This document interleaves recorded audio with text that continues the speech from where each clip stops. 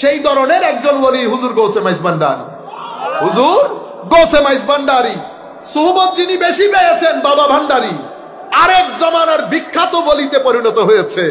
আপনি মনে করছেন বস এমনিতে হয়ে গেছে? বছরের পর বছর পাহাড়ের মধ্যে নিরিবিলিতে আল্লাহর ধ্যানের মধ্যে ছিল, আল্লাহর ইবাদতে ছিল, জনমানব শূন্য, মুজাহাদা চলছে, চেষ্টা প্রচেষ্টা চলছে, মানুষ থেকে দূরে, বুরা সুহবত থেকে দূরে, জিকিরের মধ্যে গুম হয়ে আছে। হতে হতে মনিটরটা একজন করছেন, মনিটর একজন করছেন, ওই বান্দা বন্ধুতে পরিণত হয়। হযরত বাবা ভান্ডারী হয়েছে চট্টগ্রামের জমিনে, বাংলাদেশের জমিনে শত শত আলেম উলামাকে বেলায়েত দিয়ে ওলিকুল সম্রাট বানিয়েছেন, ওলিকুল সম্রাট বানিয়েছেন। উনার নাম হুজুর গৌসে মাইজ ভান্ডারী কেবলা কাবা রাদিয়াল্লাহু আনহু।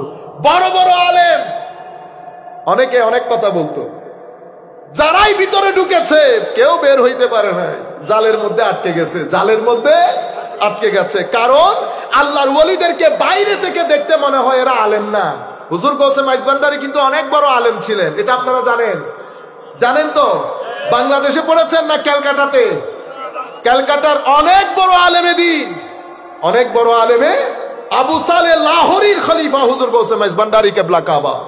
এবং বাংলার জমিনে আমাদের ঘরকা মুরগি ডাল বরাবর, ঘরকা মুরগি ডাল বরাবর। এই কারণে আপনার মনে হয় বুঝতে পারছেন না। এরপরে বাবা ভান্ডারী কেবলা কাবা, এরপরে উনার নাতি দিলওয়ার হোসেন কেবলা কাবা বেলায়েতের সমুদ্র বইয়ে দিয়েছেন, বেলায়েতের সমুদ্র বইয়ে দিয়েছেন। সম্মানিত উপস্থিতি, ঘটনা কোথায় খারাপ হয়েছে?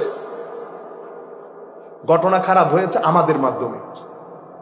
আমি এখন যেটা বলবো সেটা দুঃখের সাথে বলবো, আপনারা জিনিসটা বোঝার চেষ্টা করবেন। পরবর্তীতে আমরা যারা তরিকার অনুসরণ করা শুরু করেছি তারা মোস্টলি তরিকত কি সেটা জানি না, নাম্বার ওয়ান। দ্বিতীয়ত, আমরা যারা কিছু কিছু জানি তারা মানি না, না জানা না মানা, এটার মাধ্যমে আমরা আস্তে আস্তে তরিকতের মধ্যে রসম রেওয়াজ নিয়ে এসেছি। কি জিনিস নিয়ে এসেছি? রসম রেওয়াজ, আনুষ্ঠানিকতা। আনুষ্ঠানিক করে আমরা পৃথিবীকে মেসেজ দিয়েছি মাইজ ভান্ডার মানি হচ্ছে ওর্স। আপনারা বুঝতে পেরেছেন? ওর্স কিভাবে? উর্স এভাবে। কিন্তু আসলে কি সবাই এভাবে করে? সবাই এভাবে করে। কিছু কিছু মানুষের কর্মকাণ্ড ফেসবুকে গেছে, অনলাইনে গেছে, মিডিয়া আইটেম হয়েছে না?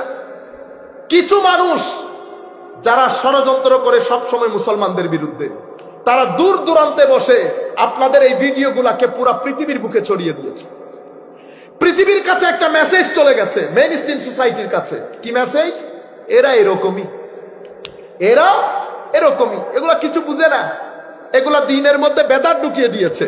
সে তো জানেও না হুজুর কেবলা কাবা কি, তার অবদান কি, বাবা ভান্ডারী কেবলা কাবাকে তার অবদান কি, কিভাবে মানুষকে চুম্বকের মতো টেনে এনে দ্বীনের রাস্তায় এনেছে, সেই আদর্শের জায়গাটা আমরা মানুষের সামনে তুলে ধরতে পারি নাই।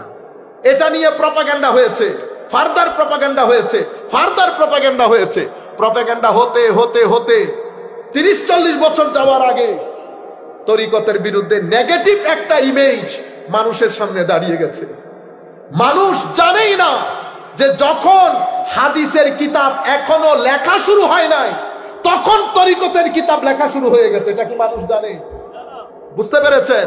হযরতে গৌসুল আজম আব্দুল কাদের আল জিলানী, আমি জাস্ট একটু করে বলে যাই, বুঝতে পারবেন। ওনার পীর শেখ মুখাররিমি, ওনার পীর, এরপরে ওনার পীর আবু বকর শিবলি। উনি কার খলিফা? উনি খলিফা সৈয়দুত তায়েফা হযরতে জুনায়েদ আল বাগদাদি রাদিয়াল্লাহু তাআলা আনহু। উনি কার খলিফা? উনি খলিফা হচ্ছেন হযরতে উনার মামা হযরতে সরি সাকাতি। তো উনি কার খলিফা? হযরত সরি সাকাতি খলিফা হচ্ছে হযরতে মারুফ আল কারখি। মারুফ আল কারখি কার খলিফা? দাউদ আত-তাই। দাউদ আত-তাই কার খলিফা? হযরত হাবিব আল আজমি। হাবিব আল আজমি কার খলিফা? হযরতে হাসান আল বাসারি। হাসান আল বাসারি হযরত আলী মাওলা আলী কাররামাল্লাহু ওয়াজহাহুল কারীম। মাওলা আলী কার খলিফা? আমার নবী সাল্লাল্লাহু আলাইহি ওয়াসাল্লাম যার বেলায়েতের ঘোষণা দিয়েছেন, এটা মাওলা আলী। নারে তাকবীর, আল্লাহু রিসালাত, ইয়া রাসূলুল্লাহ, গাউসিয়া, ইয়া রাসূলুল্লাহ, সুন্নাত জিন্দাবাদ জিন্দাবাদ সাইফুল আজম বাবর আল হাজারী সাহেব জিন্দাবাদ জিন্দাবাদ। এভাবে এটা হচ্ছে ফেস সনদ, এভাবে এসেছে জিনিসগুলা। আমরা কোনো কিছু জানি না। সেই তারিখ থেকে আপনি যদি 1200 বছরের তরিকত এবং তাসাউফের 1200 বছরে উম্মতে মুসলিমার হেন কোনো আলেম নাই, এই পক্ষের হোক ওই পক্ষের হোক, হেন কোনো আলেম নাই যারা আল্লাহর ওলির বিরুদ্ধে কথা বলেছে, যারা সুফিদের বিরুদ্ধে কথা বলেছে, যারা সুফিদের বিরুদ্ধে কিতাব লিখেছে। মনে রাখবেন, কিন্তু আমাদের খেলাফতের পতনের পর, তুর্কি শাসন পতনের পর সৌদি আরব যখন ইমার্জ করলো, তখন থেকে উম্মতে মুসলিমার ভিতরে ফিতনা ঢুকতে শুরু করলো। ফিতনা ঢুকতে শুরু করলো। কি কি ফিতনা ঢুকেছে? এটা কখন হয়েছে? এই 200 বছর থেকে আমাদের উপর অ্যাটাক শুরু হয়েছে। এটা কখন? মুসলিম খলিফতের খেলাফতের পতন, সৌদি আরবের ইমার্জেন্স, এখান থেকে শুরু হয়েছে। কি কি ফিতনা এখন আপনার কাছে আসে? আমার নবী হাদিসে পাকের মধ্যে আপনি কি ইশারা করে গেছে।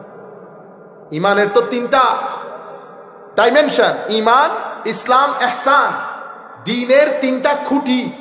আপনি যদি বলেন আমাদের দ্বীনের নাম ইসলাম, তো দ্বীনের খুঁটি 3টা। একটা হচ্ছে ইমান, এটা আকীদা, আরেকটা ইসলাম, এটা আমল, আরেকটা ইহসান, এটা তরিকত সুলুক। এই 3টার নাম আমার নবী বলেছে দ্বীন। আপনি যদি তরিকত তাসাউফ বের করে দেন তাহলে তো দ্বীন পাবেন না। বুঝতে পেরেছেন? কারণ আকীদা ঈমান নিয়ে কথা বলে, তাসাউফ হাকিকতে ঈমান নিয়ে কথা বলে। তাসাউফের মূল বিষয় কি? হাকিকতে ঈমান। আমি আপনাদেরকে মূল যেটা বোঝাতে চাচ্ছি, ঈমানের ক্ষেত্রে আজীব ফিতনা তৈরি হয়েছে। যার যা মন চাচ্ছে বলছে। কেউ আমার নবীর শানে বেয়াদবি করছে, কেউ আলে বাইতে রাসূলের শানে বেয়াদবি করছে, কেউ সাহাবায়ে কেরামের শানে, কেউ আউলিয়ায়ে কেরামের শানে, যার যা মন চায় বলছে। এর পরবর্তীতে কি হলো? আমলের ক্ষেত্রে, আমল তো আমরা ছেড়েই দিয়েছি। মাযহাবের উপর দিন রাত তুফান তৈরি হয়েছে। আমি আপনাকে কথাগুলো সংক্ষিপ্ত করে বলে দেই। ফিতনা কিভাবে শুরু হলো? একদল এসে আল্লাহ রাব্বুল আলামিনের শানে বেয়াদবি শুরু করেছে। কি? আল্লাহর হাত আছে, আল্লাহর পা আছে। আস্তাগফিরুল্লাহ, ইন্নাল্লাহা গফুরুর রাহিম। আমার আল্লাহ সময়, কাল, স্থান সবকিছু থেকে পুত পবিত্র। যখন কোনো কিছুই ছিল না তখন আমার আল্লাহ ছিল। কোনো কিছুই নাই, সৃষ্টি আল্লাহ সৃষ্টি করে নাই, আল্লাহ বাদে আর কেউ নাই। কেউ নাই মানে জায়গা, সম্পত্তি, স্থান, পাত্র, মানুষ, ইনসান, গাছ পালা, আরশ, আসমান, কোনো কিছুই ছিল না। তখন আল্লাহ যেমন ছিলেন এখনো তেমন আছেন, সবকিছু থেকে পুত পবিত্র। এটা আমরা এখানে এই আকীদাটা শিখলাম। এর বাইরে এক চুল পরিমাণ যাবেন না। কেউ যদি আল্লাহর হাত পার কথা বলে ইয়াজুবাল্লাহ বলে কানটা বন্ধ করে চলে আসবেন। হ্যাঁ, কোরআনের মধ্যে কিছু আয়াত আছে, সেগুলাকে বলে মেটাফোর, সেগুলাকে বলে রূপক। আমরা রূপক করতে কথা বলি না, অমুকের হত্যায় অমুকের হাত আছে বলি না, এটা রূপক না। এটা মানে হাত ঢুকাই দিছে আরেকজনে। না না, তুমি আমার চোখে চোখে আছো, যেখানে যাও না কেন, তুমি আগে আমার, কেউ কি কারো চোখে চোখে হাঁটে? হাঁটে। সম্মানিত উপস্থিতি, যেটা আমি আপনাদেরকে বলতে চাচ্ছিলাম,